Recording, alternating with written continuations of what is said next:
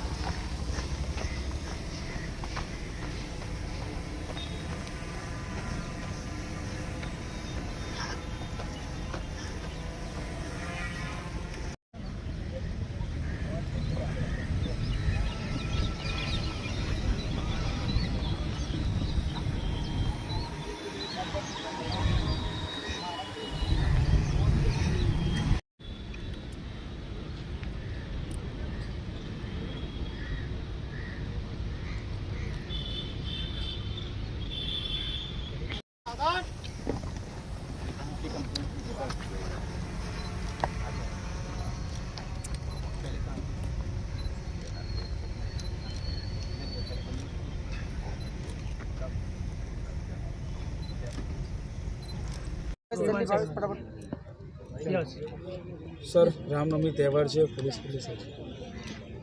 આવતીકાલે યોજનાર રામનવમીના ત્યોહારના સેલિબ્રેશનના પ્રયુક્તે વડોદરા શહેર પોલીસ તરફથી ડિટેલ્ડ સિક્યુરિટી અરેન્જમેન્ટ્સ કરવામાં આવ્યું છે। શહેરમાં આવતીકાલે લગભગ 23 શોભાયાત્રાઓ અને 10 જેટલા ભંડારાઓના આયોજન થનાર છે। તો શહેરના જુદા જુદા પોલીસ સ્ટેશન જ્યુરિસ્ડિક્શનમાં આયોજન થનાર આ કાર્યક્રમ માટે સ્થાનિક પોલીસ સાથે સાથે બહારના એસઆરપીએફ, હોમગાર્ડ, ટીઆરબી સંયુક્તપણે એક વ્યૂહાત્મક રીતે આજે આપણે બંદોબસ્તનું ગોઠવણી કરી છે। 2 જોઈન્ટ સીપી, એડિશનલ સીપી, 6 જેટલા ડીસીપીઓ, 11 એસીપીઓ, 60થી વધારે ઇન્સ્પેક્ટરો, 140થી વધારે સબ ઇન્સ્પેક્ટરો અને 2000થી વધારે પોલીસ કર્મચારીઓ તથા શહેરમાં કાયમી ધોરણે તૈનાત 3 કંપની એસઆરપી ઉપરાંત બીજા 3 કંપની એસઆરપીએફ પણ આ બંદોબસ્તમાં જોડાશે। સાથે સાથે તમે જોયું છે આજે કે મોબિલિટીના સાધનો, સુરક્ષા સંબંધિત ઇક્વિપમેન્ટ્સ એન્ડ ટૂલ કિટ્સ, ટેકનોલોજીના માધ્યમથી પણ સમગ્ર બંદોબસ્ત પોલીસ અધિકારીઓ એટલે મેન, મશીન અને ટેકનોલોજી આધારિત આ સુરક્ષા વ્યવસ્થા આવતીકાલે અમલમાં રહેશે। તો સમગ્ર શહેરમાં આયોજન થનાર આ શોભાયાત્રાઓ અને ભંડારાના આયોજકો સાથે આપણા બેઠકો કરી છે।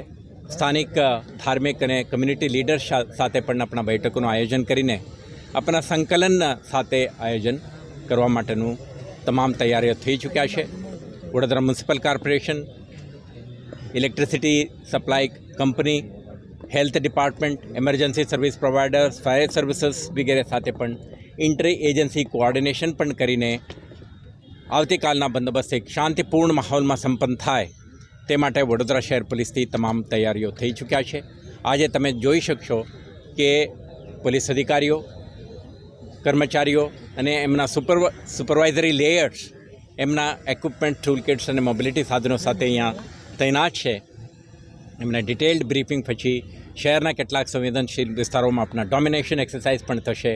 તો આપણા પ્રયાસ છે આવતીકાલે યોજનાર રામનવમી સંબંધિત શોભાયાત્રા અને ભંડારા કાર્યક્રમ એક શાંતિપૂર્ણ માહોલમાં સંપન્ન થાય તે માટે તમામ આયોજનો થઈ ચૂક્યા છે।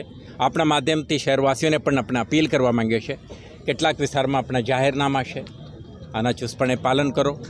બિનજરૂરી કોઈ રૂટ ઉપર તમે નીકળવાનું ટાળો અને જ્યારે પણ અનિવાર્ય સંજોગોમાં નીકળવાનું થાય સ્થાનિક પોલીસ સાથે સંકલન કરો. સાથે સાથે ભક્તજનો જ્યારે રોડ ઉપર નીકળે તો વરિષ્ઠ નાગરિકો, મહિલાઓ, બાળકો, દિવ્યાંગો એમના સુરક્ષાને પણ ધ્યાને રાખો અને પોતાના કિંમતી વસ્તુ વગેરે લાવવાનું ટાળો, એવોઇડ કરો.